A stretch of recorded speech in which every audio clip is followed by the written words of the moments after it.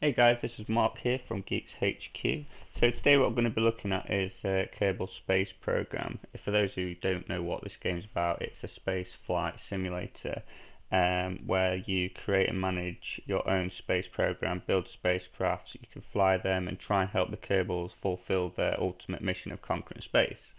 It's quite a scientific game, so it takes a lot of thought and getting used to. So without further ado, let's get into this. So we're going to first start off with a new game. Okay, so you've got a few game modes. So you've got your career, which you have to manage all aspects of your space program. Then you have the sandbox mode, which is all the parts and features are available from the start, so you don't need to research or buy any parts for that building. And then you've got your science mode where you've got to gather scientific data to research new technologies. So what we're going to look at today, we'll go into career mode. Okay, let that load up.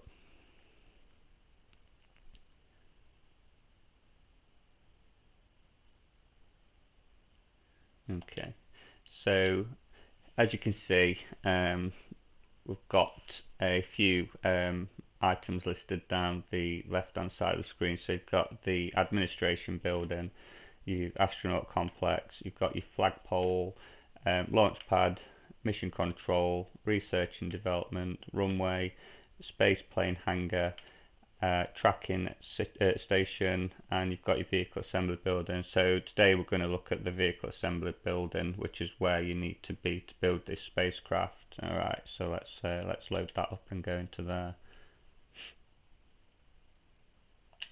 Okay, so to start with, on the left hand side you've got all your items here that are ready available for you at this stage. So to start with, what we want is a pod for the astronauts to sit in during flight. Okay, so as you can see on the right to that, you just have a bit of an information box. You can click square to gain more information about that part. Alright, so we'll not go into that at this stage. So then once you've done that, you want to press circle, and that will get rid of the side menu. If you there's a few controls as well in game. If you press R2 in the right analog stick, that'll pan the camera left to right or right to left. Okay, another one, if you just move the right analog stick, that'll orbit the camera around the spacecraft, so you can have a look at all angles. And if you press L1 and the right analog stick up or down, that will then zoom in and out, which is a very helpful feature once you start building a bigger spacecraft. Okay, so let's get into the next stage of this. So what we're going to want secondly is a parachute. So if we go down to utilities, and there we go. So you want to select the Mark 16 parachute. Okay, so we want to place that on top of the pod there. So once we've done this, what you want to do then is press down L3 on the analog stick to bring up the cursor. So what we want to do is we want to configure the parachute slightly for like safe deployment. So we want to hover over the parachute, press square, and then that'll bring up this box that you can see now. So there's a few things what we want to do is we want to keep the altitude at 1000, but the minimum pressure we want to put that up to around 0.2. Okay, so let's do that now.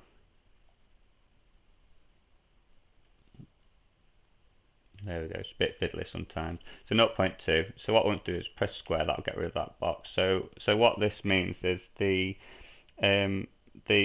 minimum pressure that we've just changed to 0.2, it prevents the chute from activating until the atmospheric pressure is above the configured value. So on Kerbal, 0.2 is around about 9 kilometers in altitude. So if you stage early and arm the parachute, it will wait until then to activate. It'll wait till that minimum pressure to activate. So it's a bit of a safety feature really. So once we've done that, we then want to select a engine. So go up to the engines and we'll select the RT5 Fleece solid fuel booster. Okay, so this is more than efficient for what we're needing at this moment in time. So we want to place that on the bottom of the pod there. Okay, so that's basically our spacecraft for this stage on stage 1, just for basic construction. This will do what we need it to do at this moment in time. Another quick helpful tip as well, if you can see to the lower right side of the screen, you've got the stage in progress. So as that is looking at the moment, is saying that when we detach the engine from the pod, it's going to also activate the parachute, which we don't want at this moment in time. It's not going to be useful, it's certainly not going to be helpful either. So what we want to do is we want to press triangle, and we want to go to the edit stages in the radial menu there. That will then bring up the highlighted area of the stage in progress in the lower right hand side there. So what we want to do is we want to go down to the plus sign and add an extra stage, so you can see the one there has now come up. So what we want to do then is select the rocket, and we want to then move that down into the stage 1, and then press circle. Then that will then activate those 2 stages. So what that means then is, so once your fuel's run out during flight from the rocket, you then detach that section of the rocket. It will just attach on its own, leaving the pod and the parachute ready to be detached later on as you reach closer to the Earth. So that's basically all we need to do for this lesson really. This is going to get us where we want to be for this at this stage. It's quite useful for building science research and just getting used to the actual control. So next lesson, what we're going to go through is basic flight, and we'll use this craft. What you can also do once you've completed the craft and you're happy with it is if you press options and rename craft, that'll allow you to rename your spacecraft to whatever you want that to be named. For the argument's sake, let's just name it Mark today. Okay, so now that's now name Mark. It's just for saving preferences really, so you know which spacecraft you're going to want later on in the game, and then you just click save craft. So that's all saved. So yeah, next lesson we'll look at basic flights. So if you found this tutorial helpful and you've enjoyed this, click like on my page Geeks HQ, and also subscribe for more videos. Thanks guys, bye bye.